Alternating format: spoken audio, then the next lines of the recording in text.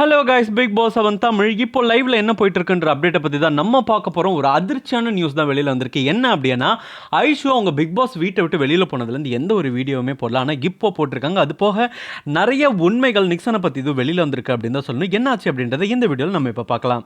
ஐஷு நிக்சனும் உள்ள பண்ண காரியங்கள் பல வேலைகள் உள்ள பண்ணிட்டு இருந்தாங்க. அதெல்லாம் வெளியில எந்த அளவுக்கு பிரதிபலிக்குது, எந்த அளவுக்கு ஒலிக்குது அப்படின்றது தெரியாமையே ஐஷு உள்ள ஆக்ட் பண்ணிட்டு இருந்தாங்க. பட் எல்லாருமே சொன்ன ஒரே விஷயம் என்னன்னா, ஐஷுக்கு உள்ள என்ன பண்றாங்கன்னு தெரியாம பண்றாங்க. வெளியில வந்தா அவங்க ரொம்பவே சஃபர் ஆவாங்க அப்படின்ற மாதிரி நிறைய பேர் சொல்லியிருந்தாங்க. உள்ளேயே விசித்ரா கூட நிறைய தடவை இது பண்ணியிருந்தாங்க. இந்த மாதிரி பண்ணாதமா அப்படின்ட்டுலாம் சொல்லியிருந்தாங்க. பட் அவங்க அதை கேட்குற மாதிரி இல்லை.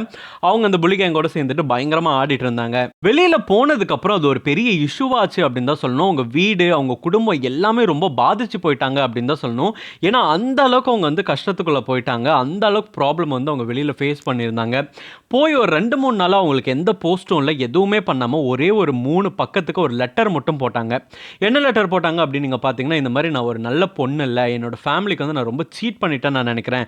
இது எனக்கு பார்க்க ரொம்ப கஷ்டமாக இருக்குது.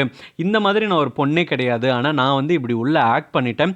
எல்லாருமே பார்த்து எவ்வளோ கமெண்ட் சொன்னீங்க, ஆனால் நான் அதெல்லாமே எடுத்துக்கிறேன். நான் பண்ணது ரொம்ப ரொம்ப தப்பு தான். பிரதீப்க்கும் நான் இங்கே சாரி கேட்டுக்கிறேன். அது போக நான் இந்த மாதிரி தப்பு இது வரைக்கும் பண்ணி இருக்கக்கூடாது.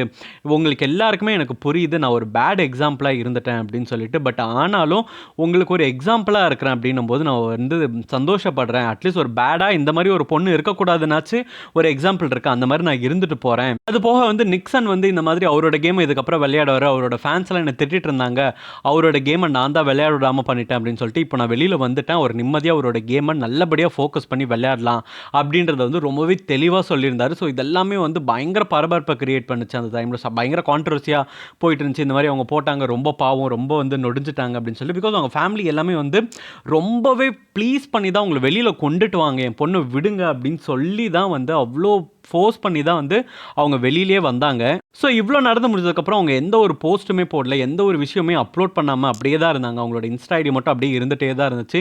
எந்த ஒரு ஃபோட்டோ ரீசெண்டாக அவங்க அப்பா ஒரே ஒரு ஃபோட்டோ மட்டும் தான் அப்லோட் பண்ணியிருந்தாரு. ஆனால் இப்போ அவங்களோட வீடியோஸ் எல்லாமே வெளியில் வந்திருக்கு. அதை பார்த்து அவங்களோட ஃபேன்ஸ் எல்லாமே பயங்கர ஹாப்பியாக இருக்காங்க அப்படின்னு தான் சொல்லணும்.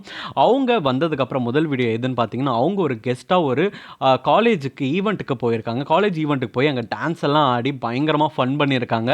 அந்த வீடியோஸ் அண்ட் ஃபோட்டோஸ் இப்போ எல்லாமே இன்ஸ்டாவில் பயங்கர வைரல் ஆகிட்டு இருக்கு அப்படின்னு தான் சொல்லணும். ஏன்னா இதுதான் ஃபஸ்ட்டு அவங்க பிக் பாஸ் விட்டு வெளியில் முதல்ல போகிற ஒரு ஷோவோ இல்லை முதல்ல அப்பீரன்ஸோ இதுதான் ஃபஸ்ட்டு டைம் அவங்க பப்ளிக்கில் வராங்க ஆஃப்டர் பிக் பாஸ். இதை பார்த்து அவங்க ஃபேன்ஸ் எல்லாமே பயங்கரமாக ஹாப்பி ஆகிட்டாங்க அப்படின்னு தான் சொல்லணும்.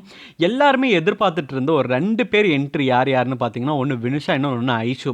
வினுஷா உள்ளே வருவாங்க. அவங்க நிறைய சேஞ்சஸை கிரியேட் பண்ணுவாங்க, நிறைய கேள்விகள் கேட்காங்க. ஏன்னா அவங்களுக்கு அவ்வளோ ப்ராப்ளம்ஸ் இருந்துச்சு. ஸோ இது எல்லாமே எதிர்பார்த்துட்டு இருந்த நிலையில் என்ன ஆச்சு அப்படின்னா, அவங்க உள்ளே வந்தாங்க. உள்ளே இப்போ மாஸ் காட்டிட்டு இருக்காங்க அப்படின்னு சொல்லணும்.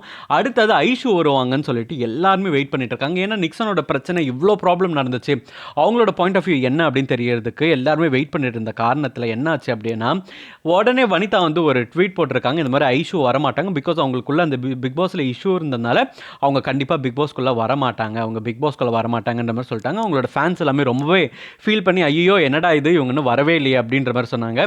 அது மட்டும் இல்லாமல் இப்போ தான் அவங்க இன்ஸ்டாவில் கொஞ்சம் ஆக்டிவாகி ஒரு வீடியோஸை அப்லோட் பண்ணுறாங்க. அவங்க ஸ்டோரியில் விசித்ராவோடைய வீடியோ போட்டு வெல் பிளேடு விச்சுமா, தேங்க்யூ ஸோ மச் அப்படின்ற மாதிரியெல்லாம் போட்டு இப்போ தான் அவங்க கொஞ்சம் கொஞ்சமாக வெளி உலகத்துக்கு வராங்க. லைக் அவங்கள எல்லாரும் மறந்துட்டு வேறு விஷயத்துக்கு ஃபோக்கஸ் பண்ணிட்டு இருக்காங்க அப்படின்றது தெரிஞ்சதுக்கப்புறம் இப்போ அவங்க வெளி உலகத்துக்கு வராங்க. இன்னும் தான் அவங்க மற்ற விஷயங்கள் இன்டர்வியூ கொடுக்கறதா இருக்கட்டும், நிக்சன் விஷயத்தை பேசுறதெல்லாம் எல்லாமே அதுக்கப்புறம் தான் நடக்கும்ன்றதுக்காக தான் எல்லாருமே வெயிட் பண்ணிட்டு இருக்காங்க. பட் ஐஷு இப்போ வந்ததே ரொம்ப ஹாப்பியான ஒரு விஷயம். அவங்க இன்னும் பப்ளிக்கில் போய் அவங்களோட கெரியரை எக்ஸ்ப்ளோர் பண்ணணும் அப்படின்னு எல்லாருமே ஆசைப்பட்டு இருக்காங்க. உங்களோட ஃபேன்ஸு, நார்மல் பீப்புள் கூட. நீங்கள் என்ன நினைக்கிறீங்கன்றத கமெண்ட் பாக்ஸில் கமெண்ட் போடுங்க. இந்த மாதிரி பிக் பாஸ் அப்டேட் தெரிஞ்சுக்கணும் ஸ்க்ரீன் டாக்கிஸ் சேனலுக்கு சப்ஸ்கிரைப் பண்ணுங்கள்.